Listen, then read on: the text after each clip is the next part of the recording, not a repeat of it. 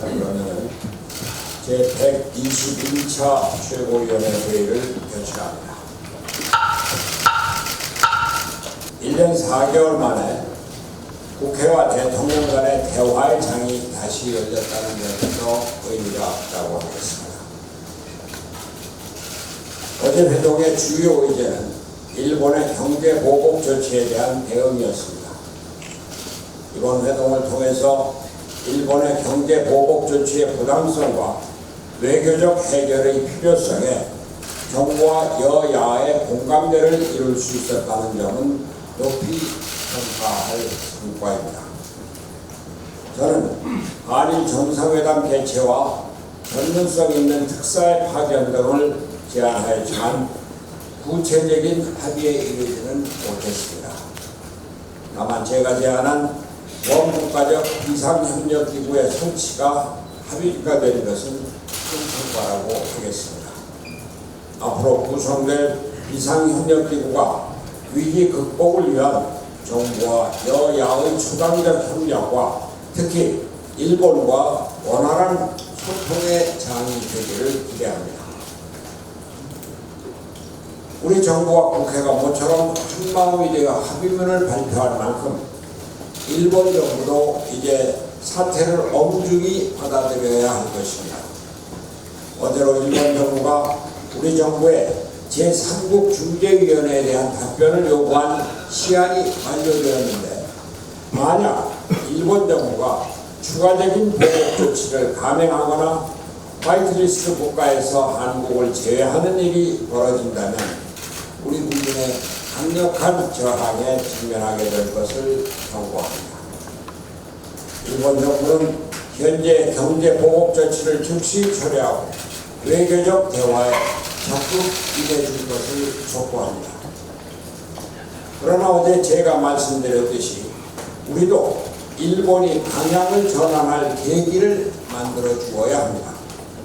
문제에 발단이 된 강제징용자 배상 판결에 대해서 2+1 또는 1+1+알파 등 한일 양국이 모두 수용할 수 있는 합리적 대안을 적극 검토해야 할 것입니다.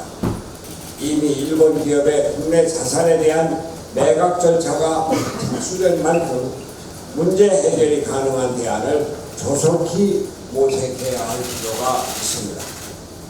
어제 회동에서는 그 외에 경제 철학의 전환과 정치개혁, 개헌 등을 함께 제안하였습니다. 그러나 중요한 국가 현안임에도 불구하고 사정상 이에 대한 깊은 논의가 이루어지지 않는 점은 아쉽게 생각합니다.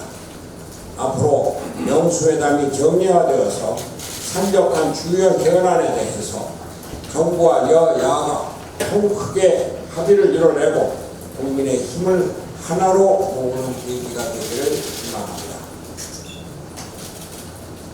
경제 문제에 대해서 한 말씀 드리겠습니다. 정부와 여야 5당이 일본의 경제 보복 조치를 극복하기 위해 뜻을 모았지만 우리 경제에는 또다시 좋지 않은 소식들이 전해졌습니다.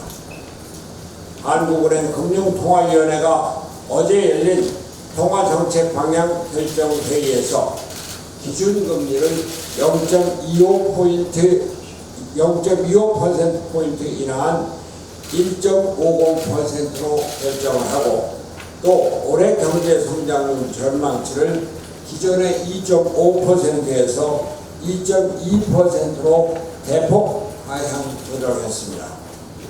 S&P와 같은 글로벌 신용평가기관이 우리 경제 성장률을 2.4%에서 2.0%로 하향 조정한 지 며칠 지나지 않아 한국은행마저 경제 부진을 예측한 것입니다. 경제 전문가들은 한미 기준금리 역전 상황에도 불구하고 3년여 만에 금리 인하를 결정한 것은 글로벌 무역 분쟁과 그에 따른 국내 경제 부진을 더 심각하게 받아들이고 있는 의미라고 지적하고 있습니다. 특히 당초 0.1% 내지 0.2%포인트 하향 조정이 예상됐던 경제 성장률 전망치가 0.3%포인트 대폭 하향된 것에 대해서 경제 성장률 1%대가 현실화되고 있지 않느냐 하는 우려가 나오고 있습니다. 우리 경제 성장률이 2% 미만을 기록한 것은 지난 1980년 2차 오일 쇼크 사태, 1998년 IMF 외환 위기 사태, 2009년 글로벌 금융 위기 사태 등 국가적 차원의 위기 상황뿐이었습니다. 위기가 현실화되고 나서 대책을 세우는 것은 이미 늦습니다. 문재인 대통령은 현재 경제 위기 상황을 엄중하게 인식해야 합니다. 어제 회동에서도 말씀드렸습니다만 대통령이 경제 철학을 바꾸는 것이 절실합니다. 경제는 시장에서 움직이고 일자리는 기업이 만듭니다. 소득주도 성장을 폐기하고 시장 우선 친기업 정책을 펴야 우리 경제에 활력이 돌아옵니다. 그런데 내각의 장관들이 앞장서서 반기업 정서를 공개적으로 거론하고 있으니 경제가 살아나기 난무합니다. 박영선 중소벤처기업부 장관이 어제 열린 대한상의 제주포럼에서 경제보복 대응과 관련해서 엉뚱하게 대기업 탓을 했다고 합니다. 일본의 수출규제 대상인 불화수소를 국내 중소기업도 생산 가능한데 대기업이 사주지 않는 것이 문제라고 했다는 것입니다.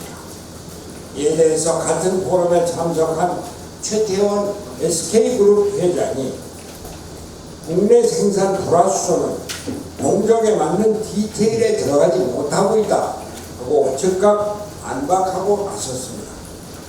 일본의 경제보복 조치는 정치 외교로 인해 불거진 사태인데도 그렇지 않아도 대응책 마련이 도심인 대기업을 정부의 장관이 비판하고 나서는 것이 문제 해결에 무슨 도움이 되겠습니까? 문재인 정부가 드러내놓고 친노조 반기업 정서를 조장하면서 사회 혼란도 더욱 가중되고 있습니다. 민주노총이 현대중공업과 대우조선 등을 중심으로 어제부터 총파업에 돌입했습니다. 학교 비정규직 노조도 2차 총파업을 예고했습니다. 갈등을 신속히 중재하여 경제 동력을 멈추는 일이 없도록 해야 할 정부는 어디에 있는지 묻지 않을 수 없습니다.